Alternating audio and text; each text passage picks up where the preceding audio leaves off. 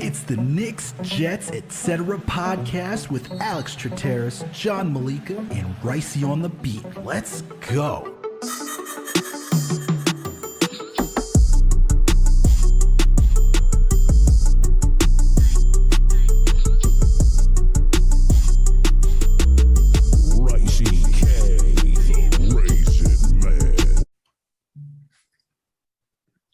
What's good, everyone? Alex Trataros here with another Jets episode of the Knicks, Jets, etc. podcast.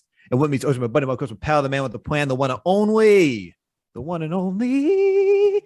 John Meleka. But before we ask John how he's doing, guys, we got to do a little bit of house cleaning first. First, if you listen to this podcast on any audio listening platform, please make sure to subscribe. We're on Apple, Spotify, Google Play, Amazon, Alexa, Stitcher, you name it. We are there. If you listen to us on Apple or Spotify, please make sure to give us that 5-star rating. And if you listen to us on Apple, please make sure to leave a comment that just helps oh so greatly. We're also on YouTube, so please make sure to find the YouTube page, Knicks, Jets, etc. period. Subscribe, hit that notification bell. When you watch a video, hit the like button, leave a comment, we'll interact with you. Come on, guys. You know what it is. You know the drill. And we also got another podcast over there, Winning Picks Weekly. John, video producer Greg go down, usually the NFL slate, basketball, NBA betting, college basketball betting, March Madness. We got the Final Four this weekend. You know these guys are going to give you their takes, so make sure to tune in for that. And last and certainly not least, please make sure to follow us on all social media platforms. We're on Facebook, Twitter, Instagram, TikTok, you name it. We are there. Now that we did that, John, how you doing today, man? How you feeling?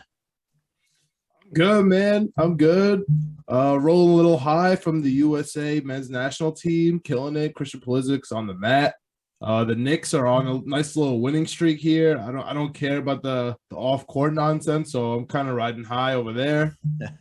And dude, honestly, for the first time in a long time, everything is looking up and looking kind of optimistic in Jets land. And so I am anxious for this draft, man. That's all I can say. I am anxious for the end of this NBA regular season and the NFL draft. How you doing, man? I'm doing well, man. And don't worry, we are going to discuss all that off the court nonsense tomorrow for our next episode.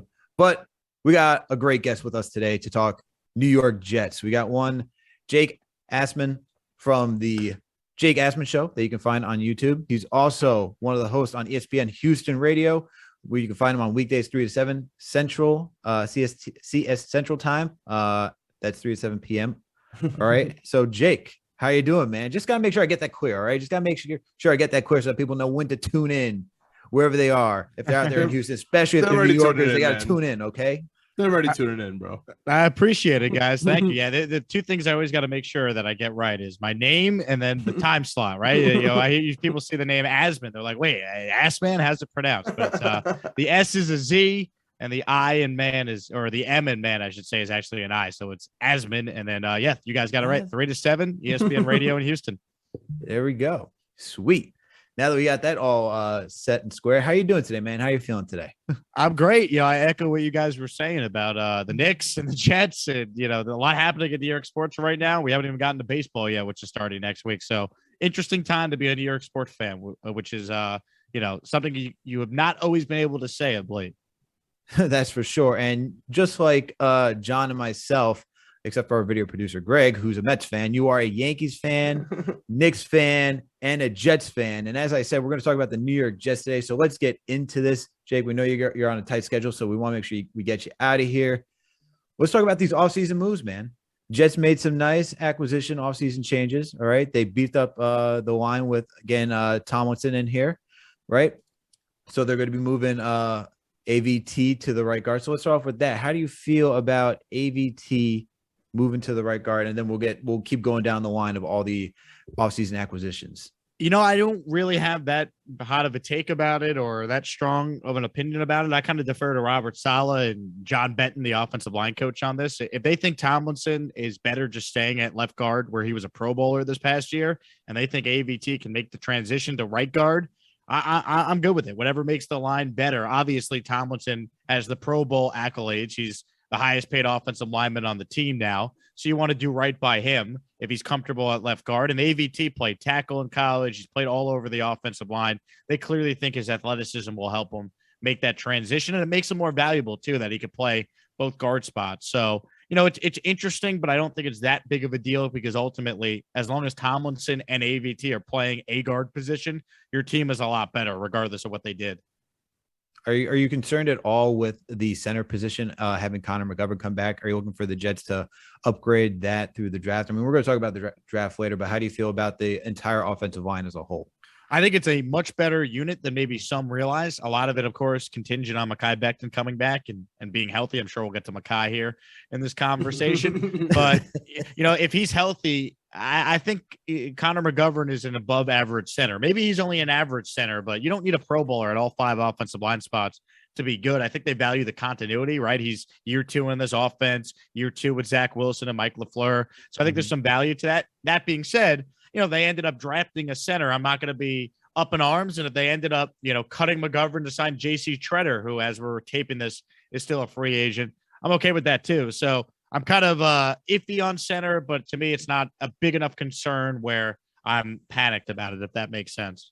No, I agree with you on that. I think John and I won't speak for John. I know I'm comfortable with it for right now. I would like to see the Jets upgrade the center at some point. I think we've just been spoiled at that position with having Kevin Mawai and Nick Mangold. So I just like to see another center back there that I know can be reliable. And they're essentially the major of like the offense. If your captain is the quarterback, the center is also a key important piece of that offensive line into the offense as well, just guiding traffic. So hopefully it's not no slight against Connor McGovern, but I'd like to see that just solidified and know that we have someone in the future at that position. Moving along on the offense, though, we got our guy. Oh, John, you want to say something? On.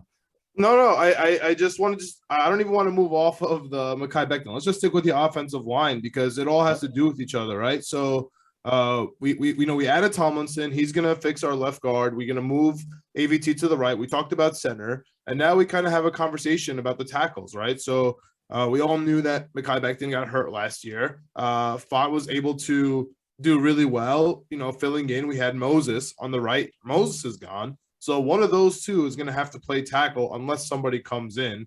There's a little bit of drama going around right now. Everyone dissecting every word. How many times Saleh blinked when he said, Becton's name, Becton liking memes and all these things. Like he changed his Twitter name to Big Buff 77. Everyone is, kind of playing into this, all these little games in the offseason. So do you have thoughts about Becton and Fana? And that's going to bleed right into our draft talk later. If you think a tackle might be addressed, but what are your thoughts on who's going to be the starting left tackle, and honestly, who's going to be starting right tackle?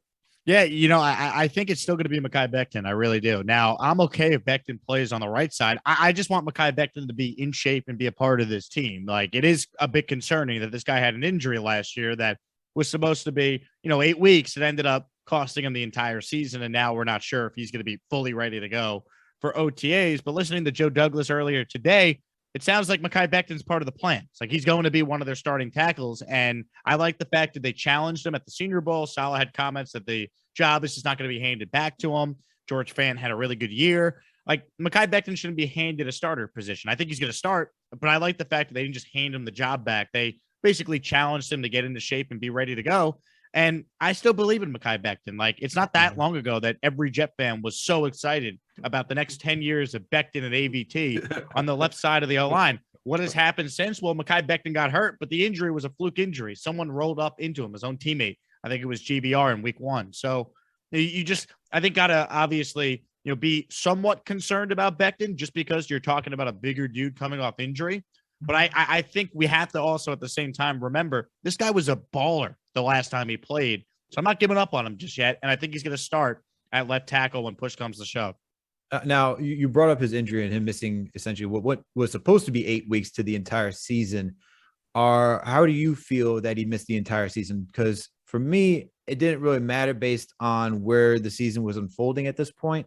But obviously you want to get him as much game reps as possible because unlike basketball or any other sport where you have a lot of repetitions, it's 17 games, I should say. And 17 games is not necessarily a lot to get a lot of game action and just to get yourself solidified in that position. So were you disappointed that he didn't come back or are you indifferent? I think I'm a little disappointed just because it adds a lot of doubt to Mekhi Becton. And, before the Laken Tomlinson signing, there was a lot of talk about, well, do you draft someone at 4, play him at guard for the year, and you basically have Mekhi Becton insurance? And, I didn't like hearing that because, like, you drafted Mekhi Becton 11th overall 2 years ago. Like, left tackle should be set. George Fant, good pickup by Douglas. Right tackle should be set.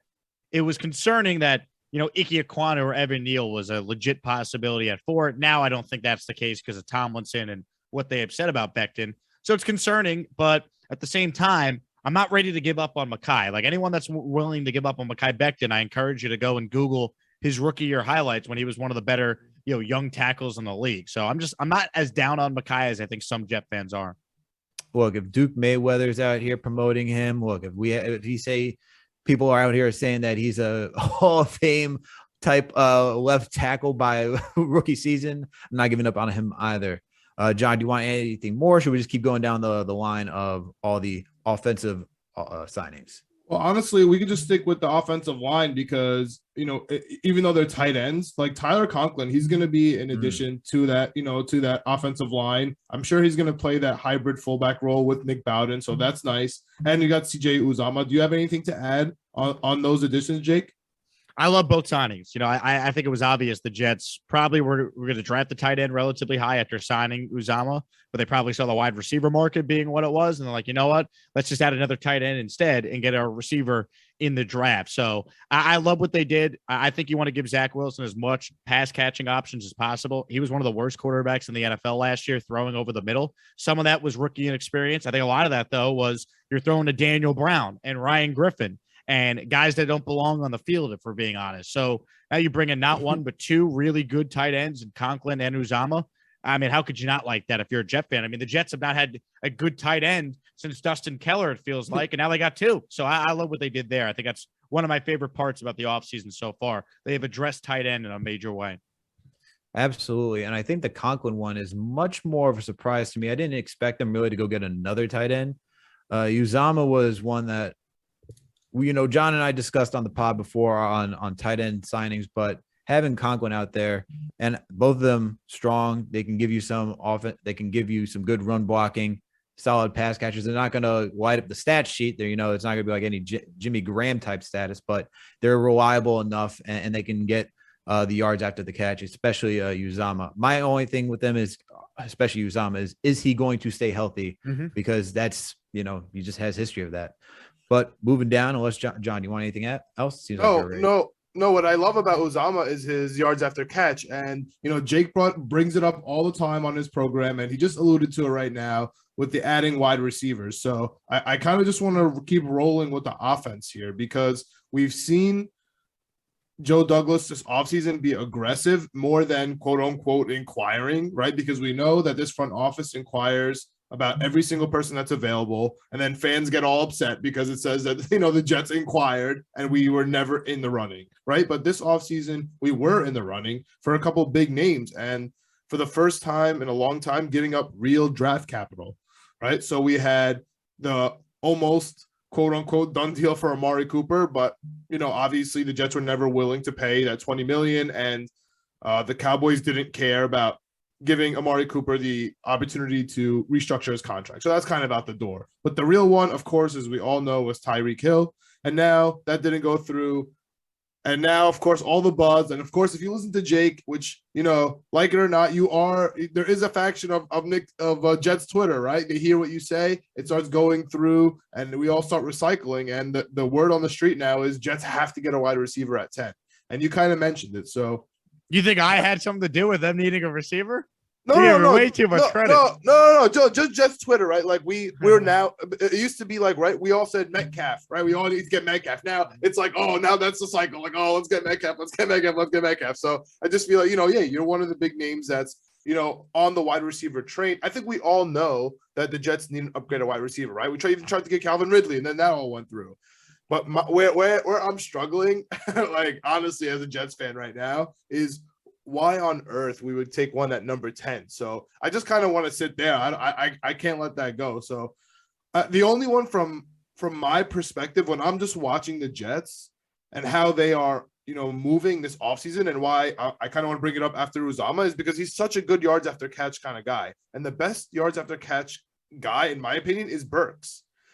And so are you taking Burks at 10 or are you moving on to like a London? I know you have thoughts about Garrett Wilson. Like, just give me your thoughts on the Jets at number 10 and the wide receiver, just because I know we're talking about protecting Zach Wilson here. Now we're talking about his weapons on offense. And so I just kind of want to, get your opinion on that number 10 spot on the wide receiver. I like all three of those guys. Now, I think you can get different ones in different spots. So I don't think you would take Burks at 10. I think if you're going for Burks, I think maybe you trade out of 10 and you get him in a trade back because I don't think he's going to go top 10. Now, I think Garrett Wilson is worth the 10th pick in the draft. I think he's that good. And I think the fact of the matter is the Jets being in on Tyreek Hill and being that aggressive, that seems to indicate they'd be willing to use the 10th pick in the draft on a receiver if they think there's one that makes sense. Now, they could very easily trade back and still end up with a receiver. I see the scenario playing out where maybe they double up on defense at 4 and 10, and they trade back into round 1 to get a receiver. They got 2 picks in the second round, as we all know this year. They got all their picks next year. I think they're going to be aggressive to fill wide receiver. There's a debate on when they'll do it, how they'll do it, but I think they've already shown you that they're going to try and do it because they were in on Tyreek Hill and had a deal agreed upon. And it's not just Adam Schefter doing research and putting it out that the Jets had the terms agreed upon. They want it out there. Douglas is telling Schefter, here's what was agreed upon. So every other team in the NFL now knows the Jets were willing to give up this for Tyreek Hill. If we have a guy we're trying to trade, we call them because they're willing to give us a lot for our number 1. Like, there's an inside media strategy to all this. So if they can acquire a receiver by the draft, I wouldn't be surprised at all if they even double up on wide receiver. Take one at 10 and do it again in the second round if there's one that you really like. So receiver has to be a huge emphasis because the reality is, you're right, guys get hurt. You were talking about it with Uzomah. And I don't want a scenario where Zach Wilson in year 2 is relying on Tariq Black and Denzel Mims at the end of these games. Like, right now, the Jets receiver room is the same group from last year, minus Keelan Cole and Jamison Crowder. That's not good enough. So they need to continue to add to that room because if Zach Wilson flames out, they're screwed. So they got to continue to add as much help as possible around them. So what are your expectations for Elijah Moore then? We re-signed Braxton Berrios. We got Elijah Moore in-house. We got Corey Davis. Those are your 3 top guys right there. How do you feel about all 3 of them? So if you're looking for a true number 1 wide receiver, and I feel you on that, I'm looking for a true number 1 wide receiver. What are your expectations of Elijah Moore on this team? And then 2, like, what is your hierarchy of the other wide receivers then? So I think Elijah Moore could be a 1, but there's also a concern relying on a guy coming off injury going into year 2 to definitely be your 1. That's why I want Elijah Moore to be like the 1B. Like, if you tell me the Jets could add, I don't know, I'll throw AJ Brown's name out there, but I'm not in any way reporting or saying that the Jets are going to get him. But just think about what adding a proven, legit number 1 receiver does for the rest of the room. If I tell you the Jets wide receiver core is AJ Brown, Elijah Moore, Corey Davis, and Braxton Berrios, with 1 move, you made the Jets receivers top 10 in the league. That group is top 10 in the league. You could argue it's better than that, depending on what Elijah Moore is in year 2, because I think it could be, a legit number 1 in this league. I really believe that. And then you factor in Corey Davis being in his normal slot of like a number 2. Well, the last time we saw that with, ironically enough, in this case, it was AJ Brown with the Titans. He was awesome. He had like 1,200 receiving yards, and he was great. That's what got him the contract from the Jets in the first place. So I just think drafting a receiver is a must, but it's risky. That's why I've been pounding and you guys know, you watch the show. That's why I've been like pounding the table all off season. Hey, Joe Douglas, get Zach a number 1. So you're less reliant on the draft to have to find that guy, because I think the stat, I even talked about this on local radio here in Houston today. 23 guys have been drafted in either the first or second round the last 2 drafts. 23 guys. Only 3 have gone over 1,000 yards as a rookie. So relying on Garrett Wilson, as good as I think he might be, or Treylon Burks, or insert any guy, there's risk involved in that. That's why I wanted Amari Cooper. That's why I was willing to pay Allen Robinson. That's why I wanted, like everyone else, Tyreek Hill. So they got to address the position, but I think they're going to try and do everything ahead of the draft to do it. And then the draft could be the fallback option if they can't get that number 1. No, that's good. I agree with you on that, because when I was listening to having to draft a wide receiver, and I'm thinking, we got 2 drafts in the top 10. There's not a wide receiver that I'm looking at in this draft class that I'm taking in the top 10 personally, because I don't see them as that type of Jerry Jeudy impact player, CD Lamb, where you put them out there and they're an instant threat. I think a lot of these guys could be threats, but I'm not trying to draft somebody to be a could in my first year when I'm trying to help my quarterback. So I'm glad that you answered all that. And if we got AJ Brown in here, then we're just taking everything away from the Titans, and I love it. well, that's the whole thing, right? So the whole thing with the Jet strategy is this offseason, all the contracts, the one common denominator is that they're backloaded. And I'm so happy you brought up Joe Douglas's actual words today, right? He wants it out there. He wants everyone to know if you are having trouble with signing your wide receiver with the extension coming up, we have money and this is what we're willing to trade. And I don't think that's, hyperbole at all. And you brought up AJ Brown. There's a lot of other names like Deontay Johnson, Deebo Samuel, like there's names floating everywhere. And that's why nothing changed with the draft, right? So that's why I don't think the Jets are going to go for wide receiver at 10. But then that says, okay, what are we going to do? You mentioned defense. So let's just jump back to the defense, back to the offseason moves, right? We finally have a strong safety in Jordan Whitehead. I think that's going to be probably the most underrated move of the offseason, in my opinion. Everyone's like, oh, everyone, I call syndrome 33, right? Even the word safety around Jets Nation right now, spending any money on it, spending a draft pick on a safety, like makes us all cringe. So Jordan Whitehead's going to be a great addition. DJ Reed, another great addition to our secondary. But obviously, we need help on the DBs. We need help on the defensive line, even though we just picked up Solomon Thomas, which is a nice little addition with the San Francisco staff. We also brought back Nathan Shepard too. Don't forget, we got him. Of course, back on the line. We got Nathan Shepard back. We traded Blake Cashman to your Texans. Right.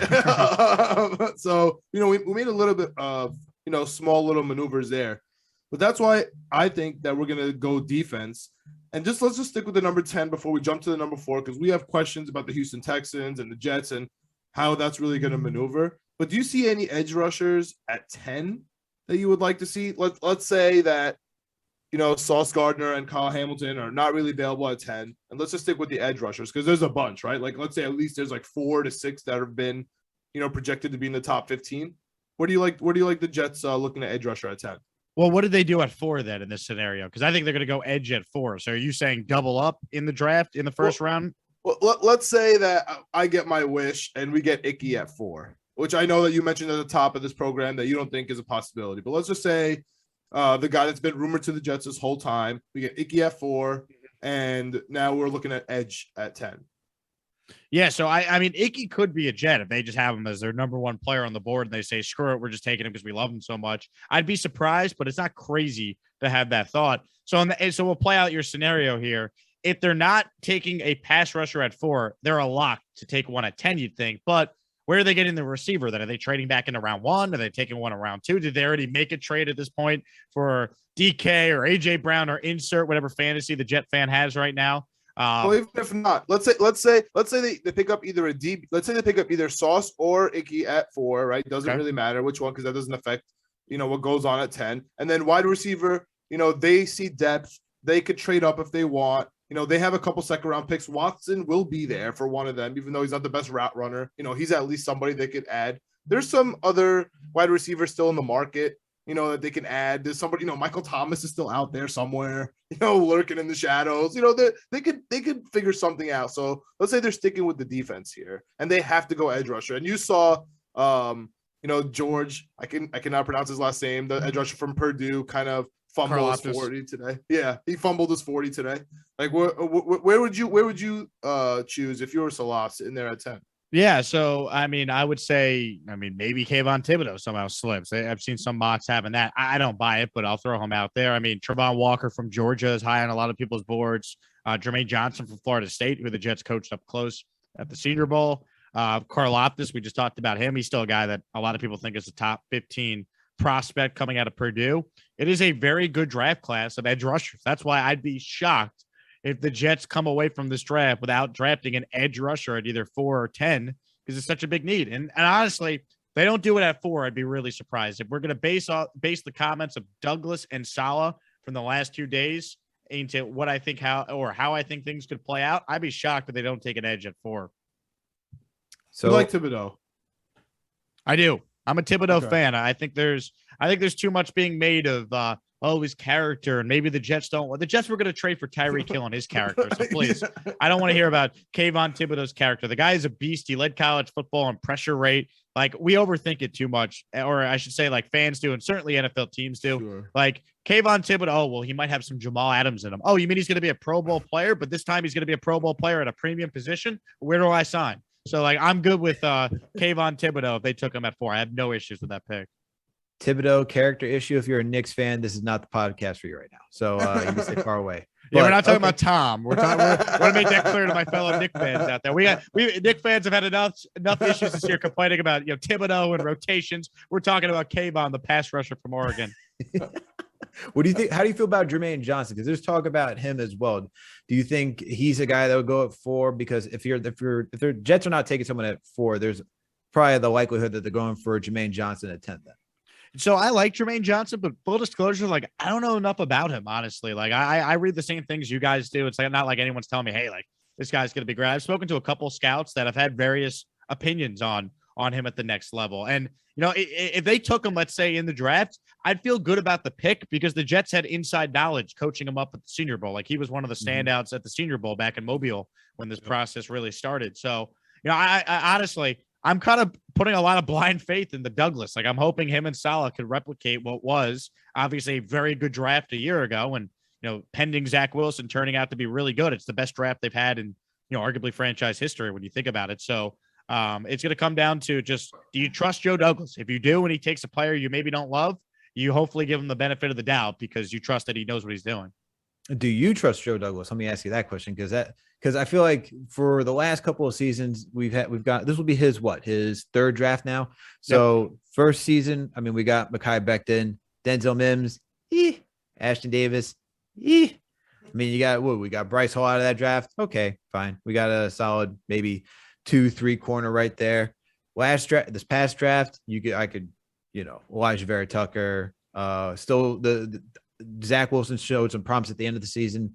We got Elijah Moore, Michael Carter's, I should say. Let's say the Michael Carter's because we got both. We got Michael Carter and Michael Carter the second. Sure. We got a good draft last season. So, do you have faith in Joe Douglas this season? I do. I guess at the same time, like I just gotta hope that he gets it right. I mean, I do think he's a good GM. I like his plan, but it all culminates with this offseason. Like, I've talked about this on the show a lot.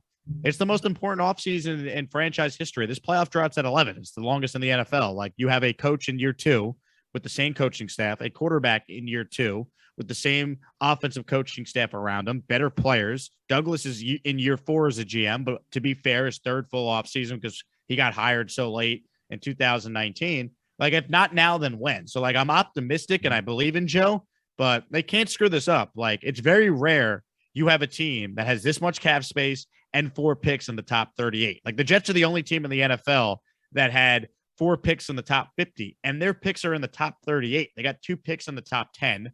They have all their picks front loaded. So, like, 9 draft picks, none of them are after the 5th round. So, like, they're all from the 5th round and earlier. Like, if they can't get it right now, they might never get it right. So, like, as optimistic as we are as Jet fans right now, like, they have to get it right. So I'm optimistic, but we're still Jet fans at the end of the day. So I'm hoping for the best here with this draft. I like the offseason so far, but I'm hoping for the best with the draft. I'm encouraged, but you never know.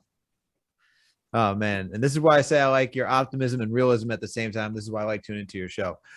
John, you got any more questions on defensive ends or should we keep pushing? Well, it's just like I just want to comment that it's the highest draft value since the 91 Cowboys, right? Yep. That we all go by the same scale. And, you totally hit it right on the head. Like, if not now, then when, Joe Douglas? Since he's been with the Jets, we haven't beat a division opponent. Like, we literally have not beat any single team in our division since Joe Douglas has been with the Jets. It's embarrassing. I know. It is now. Like, it is right now. And he knows that this is his season, and he's going to be judged on this season. And, again, just the way the contracts are built, I do believe that we are still not done with the offseason, maneuvers. But our entire offseason and our entire draft, fortunately or unfortunately, relies on the Houston Texans, man. And since you're, right there in Houston, we need to know where the Houston Texans are going to maneuver. Are they going to trade out? What are they thinking? Because that's really going to affect our entire draft, in my opinion. Yeah, so I think the Texans would like to trade out, but I also could see a million scenarios playing out in front of them and what could happen if they fall in love with a player. They're not going to take a quarterback, so I don't mean that. But, I could see them very easily taking Akeem Aquana or Evan Neal at 3. I could also see them very easily taking Kayvon Thibodeau if they have him as their number 1 pass rusher on their board. I don't think they'll take Hamilton. I don't think they're going to take a quarterback, as I mentioned. So, it just honestly, it's not even just the Texans that impacts the Jets, the Lions as well. What if they take a quarterback or they trade out? All of a sudden, the entire draft could be radically different. So I think the Jets are in a good spot, though. I know, obviously, there's a lot of Jet fans that want a particular player at 4, and that's impacted by the Texans. But I think the Jets are in a pretty good shape here to end up with an impact player at 4, an impact player at 10, and you can't rule out the chance they trade out, which I think is still on the table in both spots. Now, you mentioned 2 names that I would like to get into, which is one Amar Gardner and one Kyle Hamilton. We talk. There's talks about how, especially I think it was either Connor Hughes, DJ Bieniemy, one of the beat reporters talked about how the team is happy with DJ, not the beat reporter, the corner, not the beat reporter. Yeah. Although I don't know how they feel about the beat reporter. I'm sure they all like the beat reporter. But I know they're happy with the corner they just signed, but their expectation is that all the corners, whether it's Michael Carter II, Bryce Hall, Brandon Eccles, they don't really view them as a 2. There probably could be a 2, which is their feeling, but they're more so a 3. So how would you feel if the Jets used either one of their picks to get an Ahmad Gardner, or if they used the pick to get Kyle Hamilton and really just go get one of the more top, just football players in the draft? Because when you watch Hamilton play, he's just a baller, man. That is just flat out baller. I just don't believe in the positional value at 4. Now, you can convince me at 10, maybe Hamilton could make some sense. I just don't see them doing it, though. I really don't. Not after the Jamal Adams situation. And also, Kyle Hamilton's 40 time, he ran like a 4.7. I'm sorry, man. That's not fast enough for me to use a top 4 pick on, in the NFL draft. I keep hearing he's generational. He's a unicorn. If Derwin James didn't go in the top 10, why am I picking Kyle Hamilton at number 4, or really 10 for that matter? So I would say no. Sauce Gardner, I'm way more open to, because I think he plays a more premium position, obviously playing corner. I don't love it at 4, though. If he's there at 10, I'll listen. I don't love it at 4, though. I think edge is such a bigger need than corner for this team. And just the actions of the Jets have told us they don't value that position as much as other teams. They value pass rush. Their defense sucked last year because they were awful rushing the quarterback. They need Lawson to come back healthy. They need Quinnen Williams in a contract year, and John Franklin Myers, who's been given a contract, to step up and play well. And they need that edge rusher to complement what's already in place. So that's why I just think if it's between Sauce or the best edge available at 4, they would lean with edge at 4. And I continue to bang the table for either help the quarterback or get after the quarterback with picks 4 and 10. So that's edge, receiver. That's kind of how I'm viewing 4 and 10. Help the quarterback or get after the quarterback. I like that. Help the quarterback or get after the quarterback. That's a good say. That's good. It's a good coin. Yeah. I like it. I mean, that's what Joe Douglas has been preaching. And that's why I think that it's going to be, rather than wide receiver, it's going to be offensive line, defensive line, but we're mostly on the same page there. Jake, let me ask you, you talk to scouts. You're not only in the Jets ear, as we mentioned, you're in the Houston ear, and you mentioned all the NFL, really, all NFL news on your program. Are there any players that you would be shocked if they fell, a little bit? And I think Tyler Linderbaum is the pretty popular name right now that everyone thought was going top 5. Now all of a sudden he's a 2nd round pick. We've had Zion Johnson fluctuate everywhere. Christian Watson, as we mentioned, the tight ends. Any names surprising you that are falling? Rising, like the quarterbacks? Yes, you mentioned a couple. If Linderbaum somehow is there at 35, come on, Jets, run to the podium and get that guy. I don't see it. I guess it's possible because some teams maybe don't view him as a scheme fit, and he's a little undersized, so it takes the right team that would have a need at center to take him in the first round and guarantee that kind of money. So I get some of that, but I mean, come on, man. Like this guy was thought to be a generational center. Now he's not going to be in the first round. Like I don't buy that for a second. So we'll see. Christian Watson went from 3rd round pick to maybe a 1st round pick. Now it fluctuates, but I feel like more so maybe this year than others. There's no real clear consensus, especially in the top 10. Like how often have you seen a mock of a guy that's going in the top 5 then in a different mock is going towards the end of the 1st round? Like I've seen that constantly this offseason, and I can't remember another year where it's been like that. So I'm hearing the same things you guys are hearing, right? I mean, it's all various opinions on different players, and everyone's got an opinion. So that's why it's kind of all over the place right now. There's no clear consensus. Like last year, we knew the first 3 picks in the draft were going to be quarterbacks. Like we knew, for a while, hey, Lawrence is 1, Wilson's 2, and then we quickly figured out at 3 it was going to be Trey Lance from there. But like it's just different this year. It's a way different draft than what we've experienced, not even just last year, but in previous years as well. Awesome. Good stuff. All right. I mean, I agree with that. So I agree with that analysis, Jake. But before we get you out of here, and thank you for your time, we're going to throw you one Knicks question because you are a Knicks fan and we got some time left. How are you feeling with these last stretch of games? We're on a 4-game winning streak. That's right. We should be a 5-game winning streak, but that's another story. And I know John is mentally inside just banging the table right now. Yeah. So how do you feel about the young kids that we're seeing with RJ Barrett? I know Quentin Grimes hasn't played the last couple of games. He's nursing a knee injury, but we've seen Deuce McBride. We've seen Obi Toppin, Emmanuel Quickly, Mitchell Robinson, Jericho Sims out there. How are you feeling about the young kids and their development right now?